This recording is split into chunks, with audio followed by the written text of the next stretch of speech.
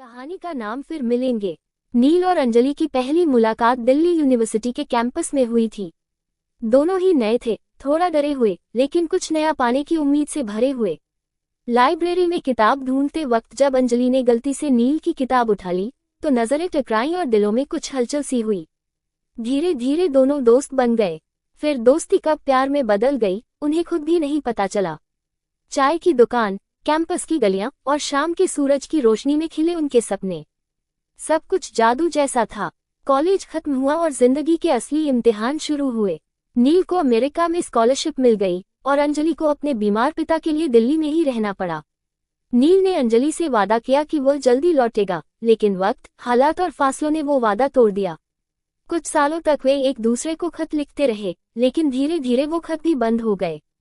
एक दिन अंजलि को नील का आखिरी खत मिला, जिसमें लिखा था, अगर किस्मत ने चाहा तो फिर मिलेंगे। 10 साल बाद अंजलि अब एक स्कूल टीचर बन चुकी थी।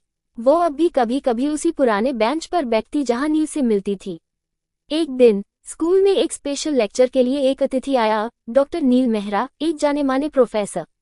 जब उनकी नजरें मिली, वक्त जैसे थम गया। दोनों मुस्कुराए, थोड़ा झिझक के साथ, लेकिन आंखों में अब भी वही चमक थी। उस शाम दोनों ने साथ बैठकर लंबी बातें की। नील ने बताया कैसे वो कई बार वापस आने की कोशिश करता रहा, लेकिन जिंदगी ने उलझा रखा। अंजलि ने भी बताया कैसे उसने कभी शादी नहीं की, क्योंकि किसी और में वो मुस्कान नहीं थी जो तुम में थी। नील की आंखें नम हो गईं, पर अब अफसोस नहीं था, बस एक संतोष था कि मिलना लिखा था। एक नई शुरुआत। अगले हफ्ते अंजलि को एक खत मिला, उसी पुराने अंदाज में, हाथ से लिखा। क्या अब हम फिर से दोस्त बन सकते हैं, इस बार बिना वक्त और दूरियों के डर के।